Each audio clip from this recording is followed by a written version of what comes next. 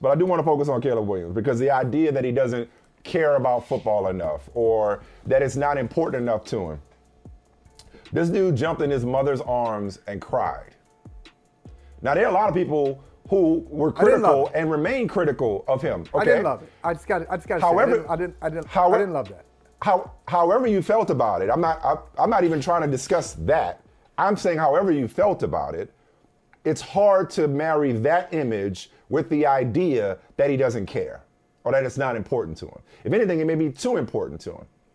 Now, I have been critical, and Charles Robinson echoed this on Monday. It's like, hey, dude, like, you don't have to give oxygen to the gas bags on social media. Like, you don't have to respond to things that people say. You don't have to give it the time of day. You're Caleb Williams, for crying out loud. But indulge me for a second. Let's see if this is where my mind was this morning. Because I was thinking about the fact that today is the last day BC in Chicago. The last day before Caleb. The Chicago Bears have not exercised the number one pick. They owned it last year and, of course, traded it away. They have not exercised the number one pick in the common draft era. The last time they had the number one pick was in the 1940s. We know the sad history of the position of quarterback in Chicago Bears history. You had a cup of coffee there. You probably lasted in Chicago as a columnist for the Chicago Tribune longer than most quarterbacks have in Chicago. And I don't think so. So you probably did. So. You definitely performed at a higher level than most of them have. And so, you know, we know how long it's been since they've had a good quarterback. We know how long it's been since they've had stability at quarterback. They've never had a 4,000-yard passer. Given what Ryan Poles, and Ian Cunningham have done this offseason, I'm going to go out on a limb and say very soon Chicago will have a 4,000-yard passer, maybe even this season. Okay, so Chicago has never had a quarterback prospect like this kid coming to town in our lifetime. Okay? So tomorrow is going to be the beginning of a new era, the dawn of a new day, where there's going to be life pre-Caleb as we knew it in Chicago and life post-Caleb as we knew it in Chicago. I think he's going to be more than fine, Michael. I think he's going to be fantastic. I think he's been set up to succeed brilliantly. I think there's the prospect fatigue with Caleb Williams is real. Nobody a year ago. It's interesting. Like, even NFL players' careers have ebbs and flows. Not every season is Jim Brown. You know what I mean? Like, you lead the league in rushing damn near every year. It's like you have some seasons gonna be better than others. If Caleb Williams would have had his his second to last season, sophomore season, this year, nobody would be saying the things that they're saying about him, given the fact that he had a little bit of a dip, relatively speaking, his last year at USC. And so I think the prospect fatigue with him is very real, where and the time between him playing his last game and the draft process lends itself to so many nits being picked. I think he's going to be fantastic because the alternative is that he's the biggest bust in NFL history. And the reason I say that is I don't know of a guy that's going to go number one overall that's had this much promise and this much potential that didn't make it. Okay? Some would say that Jamarcus Russell is the biggest bust at quarterback in NFL history, for example. Jamarcus Russell was not this kid in college. You know, exactly. He was like a comet. He was like a comet. Ryan Leaf was not this kid in college. So, like, find me a guy that busted that was this good coming out. Certainly one that was this good coming out that went to a situation which on paper looks this good. But this is what I want you to indulge me with, if you'll give me the floor for a second. Come on now. I got this sign above my in my kitchen on the wall. A lot of people have it. It's like a wooden plaque or whatever. It says Smith, established July 15, 2005, as in our family became a family July 15, 2005. Great wedding. A great royal wedding. I won't say the other part. Thank you. It was a royal wedding. I often think about, like, I don't remember life, going back to this BC theme. I don't remember life before. I don't remember July 14th, 2005, and before that. It's all a blur. It's like as if my life really started July 15, 2005. But then I think about July 31st, 2012, when Maya was born. And I'm like, what was it like having 2 kids or 1 kid? Or what was I like before I had kids? It's like, it really, like our home really became complete July 31st, 2012. I say that to say, like, not only is this going to be a new day in Chicago, it's the beginning of a new union and a marriage. And I don't know what the stats are nowadays, but usually they say, 50% of marriages end in divorce? Likewise, half of these dudes don't pan out, right? Half of these guys don't pan out. But I'll tell you this, though.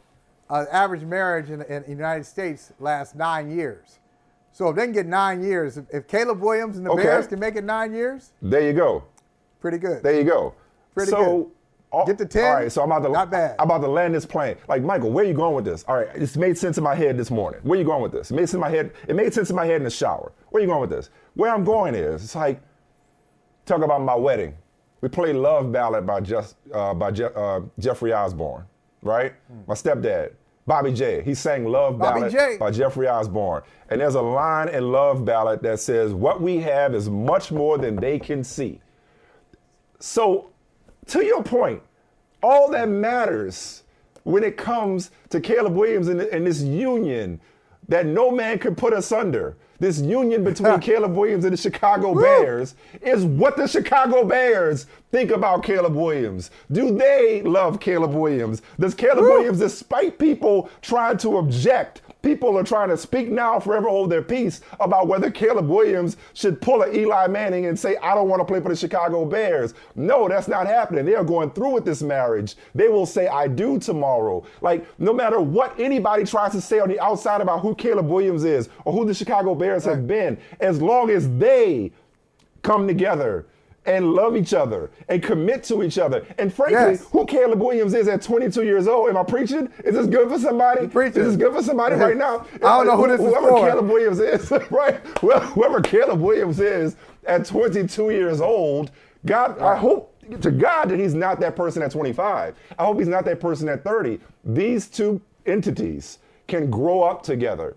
Ryan Poles, Ian Cunningham, maybe even Matt Eberflus, Shane Waldron, whoever they take at number 9, DJ Moore, and now Caleb Williams. Like, this is going to be the beginning of something beautiful. I believe it, because Chicago has suffered long enough. They've been in these streets long enough. They've been single long enough when it comes to a quarterback in Chicago. They've had the glory days for the Blackhawks. They've had the glory days for the Bulls. Hell, they've even had some glory days for the Cubs. The Bears, here and there, but it's been a long time. Some, a little bit, They broke the curse. They broke the curse. Right. The Billy Goat. Right. We talk about Sid Luckman, but you know what? Jim McMahon had his moments. You know what I mean? Rex Grossman took it to a Super Bowl. But the quarterback position for so long has been such a source of frustration and disappointment and promises broken. Not anymore. This ends now. This is it. Caleb Williams, I love it, will end the quarterback carousel in Chicago. He will end the revolving door in Chicago. He will not only be successful, I believe he will be a star. So I don't care what any anonymous scouts say about him. I don't care what any anonymous sources say about him. I don't care what any people on the record say about him. What I do care about is that the Chicago Bears will make a statement about what they believe Caleb Williams to be when they take him first overall tomorrow. And after that, introducing Mr. and Mrs. Chicago Bears quarterback. That's right. That's it. That's it. Have a happy life. They will have a long and happy life together. I believe that, because I believe in this kid. Established April 25th, 2024. Caleb and the Bears. Wait, one more thing. And I'm going to give it to you on this, because you're going to like this one. The one I thought you were going to mention. Thanks for your time. Thanks for giving me the time. Mm-hmm. Pablo Torre had, I forgot who it was he had on. He had on a writer who quoted a scout as saying that Caleb Williams is like if Prince played quarterback. I'm like, is that supposed to be an insult? Wait a minute. I heard. Yeah. I was like, oh damn, that's a compliment. He meant it as an insult. It was meant as an insult. It was Okay, meant first like of all, it's like first of all, with the painted fingernails and the personality. It's like there's so much wrong. There's so much wrong. Take it away. I knew you so would love much that. wrong I knew you would love that. with the Yes. comment. There's so much wrong with Yes. the comment. First of all, before I tell you don't understand football, I'm not gonna go there. You don't understand music. You don't understand Right. Prince. You cannot put Prince in any kind of analogy as a negative. If Caleb Williams is Prince, he can't get ready. Work on the bust right now. You're gonna have a gold jacket like you've never had. I'm about to before. say, Just it was like David Prince would Fleming. do. It was David Fleming was on Pablo Torre Finds Out, and He should be ashamed of himself. He said the That's book ridiculous. on him. Now this is a scout to David Fleming. The book on him is he's just kind of a weird kid. One GM told me it's like if Prince played quarterback. They wish. So what? They wish. What? That level of genius. Oh my, that level of creative I was genius gonna at say, quarterback. Please. Oh, so weird. Thank weird you. as Sign me in up. weird as in I see things that other people don't see. Like weird as in I'm just gonna come up with something that you'll be talking about years later. For example, one of my favorite Prince stories is he used to buy houses in Minneapolis, St. Paul. He used to buy houses for people in the band. So that in the same area, they all lived in the same area. He would buy houses. That seems like a very generous thing to do, right? Yes, but part of that expectation was, hey, if Prince rolls up in your driveway at 2 a.m. or 2:30 with an idea, you will have to indulge him. And so Right. he let one of his musicians hear When Doves Cry, just like I was working on this thing, When Doves Cry, and the musician said, yeah, but something's missing. Like, it doesn't have bass in it. He said, yeah, I put the bass in first. It didn't sound right, so I took it out. Oh, damn. Come on now. Like, most musicians ain't on that level. I put the bass in. It didn't sound right. I took it out, and it's still dope. Come on. If Caleb Williams is Prince, I'm getting this jersey. I don't know what number he's going to wear. I'm getting the jersey today. I'm getting it I knew that would excite you. today. I knew That's my that would favorite excite quarterback. you. That's my favorite quarterback. That's my quarterback right there. That's my favorite anonymous scout quote. This Come on now. instantly became because I'm like, what you meant for my harm was meant for my good, because that is the ultimate ahead. compliment. You're Please still call preaching. me. Please call me the Prince of anything. Like, if you're like, oh, thank you, by all means. But honestly, in all seriousness, and I it was meant as a criticism. Meant for evil. God, it was meant as a criticism, but it is really like a dream come true for the Chicago Bears. Okay, and it's also somebody that just you're right. Like, don't ever invoke Prince in a negative context you don't know whatsoever. Prince. You don't know football. But in all seriousness, to your point earlier, everybody shouldn't have that position. Yeah, well, you shouldn't have in that all position. seriousness, I think what it illustrates is a generational divide. Now, the word generational gets thrown around a lot of times when it comes to draft prospects. Generational prospect. It's like, shit, we ain't got that many generations to have all these generational prospects. Having said that, I'm going to use generational in a different context. how many So we talked generations- about it. How many generations? Right, I we mean, got? like, we're running out of, that's not how it Damn. works, you know? It's like This is getting a my eighth generational prospect generational every prospect. year. That's what I'm saying. Like, every year is another generational prospect. Right. But so we were talking about this with how he handled the combine, and how Marvin Harrison just handled the entire process, even though his rationale was different. I mean, his dad was training him, prepare for the season or what have you. But we're talking about how these just new dudes. And I think you got a lot of old dudes talking about new dudes. Like, you got a lot of old school, old head scouts who culturally, in terms of just their background, their perspective, their worldview, that just don't understand these new dudes. And I think that's what Who we're was the seeing a dude lot that of talked times about with Prince? I just got to know the Prince scout. I'm so angry. You still on I'm that? so You ain't angry hearing with nothing. this. You ain't hearing nothing I'm saying right now. You got I'm Doves agreeing with cry. you. You got what And Doves I'm thinking cry about- in your head right I'm now, just being thinking like, about- how dare you use Prince just as mad. an insult? I'm Listen, just mad. I'm so mad. I'm so mad right now. But you're I right saw though. that. You're right. It is. Yeah. It is people who. Right? You're right. It's just a different people day and who don't age. really understand. Whether it's NIL, whether it's social media. Look, I sat there, and even I, as an old dude, damn near 45 years old, I'm like, I said it 5 minutes ago. I said it several, like, stay off social media, stay off social media. It's all they know. It's all they know. So you're talking about his pink phone. It's like, like he had his phone in his hand because it's all he knows. They practically come out the womb with the phone in their hand. It's like, it's all these kids. No, they dress different. They carry themselves differently. They got money now coming into the league. This dude got more money than anybody maybe ever that's come into the league. Yeah, absolutely. That's just how. It's just different. And when you have people evaluating them from a character standpoint, they are bound to be wrong because they just don't understand these players. And yet they're old and just not, the game in some respects has passed them by. Like they're basically evaluating people who are young enough to be their children in many respects. And not across the board. There are a lot of young scouts who are subscribed to these old school lines of thinking. Yeah. I was going to mention that though. No.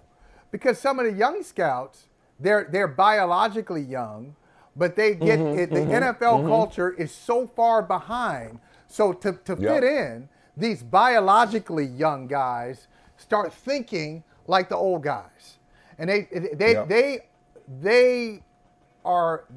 kind of outliers among people their age, among their peers. They don't understand their peers either. They spend so much time in these NFL facilities, in these buildings, and this is what we do. Well, football's important to them, and football's important to them. In 1985, it looks a certain way.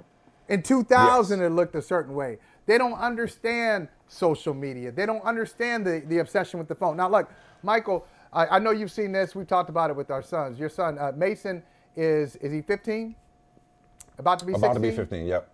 About to be 16, excuse me, yeah. About to be 16. Try to hold him back. About to be 16. So Robinson's 15 too. So my son's 15, your son's 15. I know you've seen this. One, the value that they place on the phone. I mean, the phone is holy, okay? If you want to get their attention, I could yell all day long. Yeah. I could have great points. No. I'm not heard until I take the phone away. Till I take that phone away, and then I get their attention. But you've seen this socially. I've seen this several times. We're like, hey, I want to hang out with my friends. Okay, great. Hang out with them. Hey, what are you gonna do? Hey, can they come to the house? Oh, sure. I prefer they come to the house, so I can kind of monitor the situation. I want to see what y'all up to. I have seen this where a group of, and it's not just 15-year-olds. I'm doing it right now. There it is. I've seen a group of 22-year-olds. Right. They're hanging out. Everybody, they're hanging out together, and they're all on their phone. Yes. That's the hangout. Yes. So, like if you don't understand that, if you can't really get into that world, then you're gonna miss some things. You're gonna say, well, oh, he's concerned about social media. He's concerned about this. He's not concerned about football. Yes, he is. He is concerned. He's passionate about football, but their social understanding, their interactions are different than ours. And you'll probably miss something great if you're just caught up on what it's supposed to look like. I know this. When Caleb Williams gets on the field, I haven't seen anybody like him in this class, and probably in a few years. I'm not talking about he's the best. I'm talking about the skill set. The skill set of being able to throw, being able to run, being able to improvise, being able to process and command what's happening. I haven't seen that skill set, that package, coming out of college football in the last 5 or 6 years. I'm not going to say 20 years, but the last 5 or 6 years. It's special. Well, the Bears ain't seen it since who? When the last time the Bears seen it? Luckman. So I think they got one. I think they got one. Hey, thank you for watching Brother from Another. If you haven't hit that subscribe button, go ahead and do that now. Don't forget, you can catch us 3 to 4 weekdays on PeacockTV.com and on Sirius XM Channel 85.